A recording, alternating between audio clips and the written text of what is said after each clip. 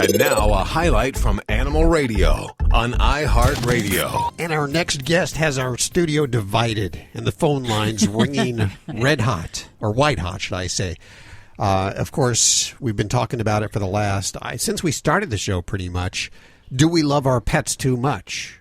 I come from the school of thought that, no, I don't. I will pamper them. I will spoil them. I will do whatever it takes to get medical care to them. Dr. Debbie, now, on the other hand, you think that maybe I'm probably a little over the edge. Although, well, I think that, animals shouldn't replace human interaction and, that they shouldn't surpass the importance of your human relationships. So that's kind of my thing. And that's coming from a lady who has several clothing options in her closet for her dog. Yes, but my husband's still allowed to sleep in bed. It's not like I make him sleep out in the doghouse, He's still more important to me. So, well, I have to say that, right? We welcome Clay Rutledge, Dr. Clay Rutledge. He's an author, he's a psychological scientist, and he says that perhaps we're too attached to our pets. Welcome to the show, Doctor. Thanks for having me.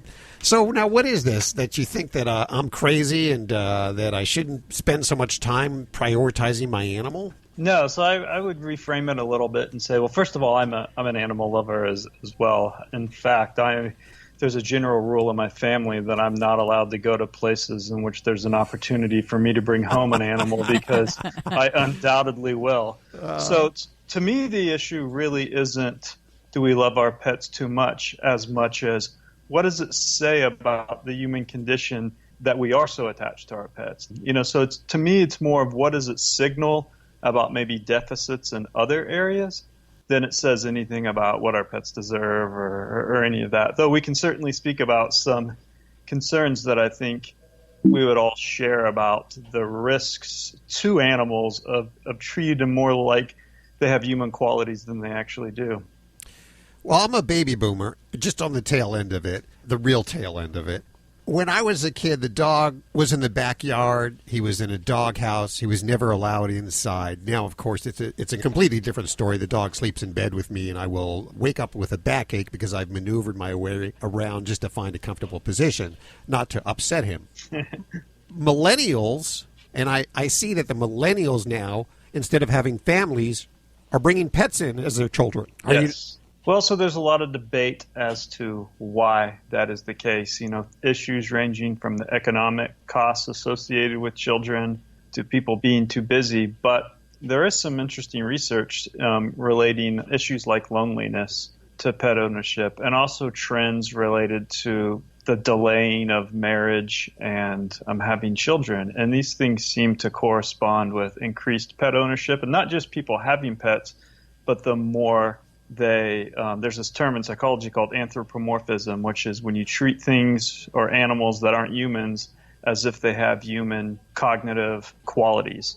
And so we're seeing more of this. I've seen people, maybe you as well, I've seen people walking down trails with their dogs and baby strollers when presumably assuming their dogs aren't, injured in any way, it would be better for them to be walking.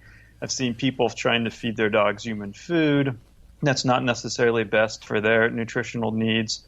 I saw this really insane story, I think it was on Slate, of this trend for millennial hipsters to not vaccinate their dogs, which speaks to two different crazy beliefs, which is one, they believe in the false idea of the vaccinations cause autism, and two, they think that their dogs can get autism. And so there's these kinds of trends that I don't think it's just necessarily bad, shows that some kind of bad state that we're in as a social species, but also there's some real risk to animals. There's some real risk to neglect and abuse and of treating animals not like animals, but like they're fully part of the human species. Where do you draw the line? And I know it's not a line that's easy to see, but where do you draw the line between being over the top with your pet and just being a regular pet owner? Yeah, that's a good question. And, to be clear, I don't think it's the case that most pet owners are doing this. I'm sure most pet owners have a perfectly healthy relationship with their pets. But what, I don't know where the line is, but, I think people need to be educated about what they can expect from an animal. So when I wrote this article that has you guys divided, I can't even tell you the amount of hate mail that I received. That was fascinating to me, because so much of it was humans are trash, humans are garbage, you're garbage. And in a way, it just spoke to my point, right? That people don't have a lot of faith in humanity, that people don't, and there's poll numbers supporting this. People are less likely across urban, rural, and suburban areas of our country. They're less likely to feel strongly attached to their community. They're less likely to feel like there's people that they can confide in. And so I think what we're seeing is, at some level, we have to be clear that there's plenty of people that have perfectly healthy relationships with their pets, and these aren't the people that, I'm talking about here. But at some level, there's something going on in which people are so desperate for that human connection that they're elevating their dogs to be, to expect more from them than they really can. Hang tight for 1 second. We got to take a quick break. We're with Dr. Clay Rutledge, telling us that maybe we love our animals too much. Just some of us. Just some of us. Do you love your animals too much? We're talking with Dr. Clay Rutledge now, an author and psychological scientist. Not a week goes by that we don't have a story about an airline that has turned away somebody because they can't have their emotional support animal with them. When we use animals for emotional support, is that going across the line?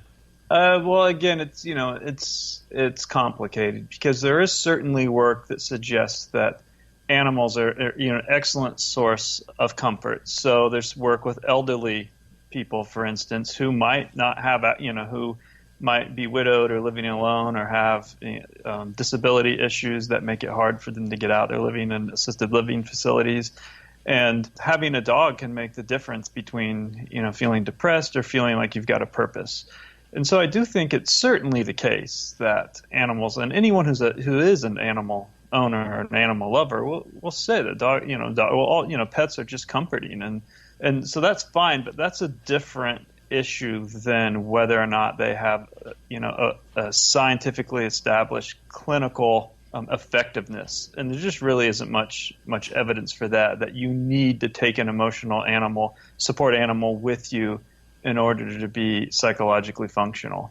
Why is it that, so if a person is, taking this the wrong way, and that they're replacing human interaction with animals or with their pets, why is that happening? So there's one component that I think is to this loneliness problem, or this social disconnection problem. And one of the unfortunate characteristics of loneliness, and just general social disconnection, is that it kind of perpetuates itself, because when people feel lonely or excluded or ostracized, their brain kind of switches to a more defensive position in which they become extremely vigilant about further social loss, right? They don't want to get hurt again. They don't want to be rejected again.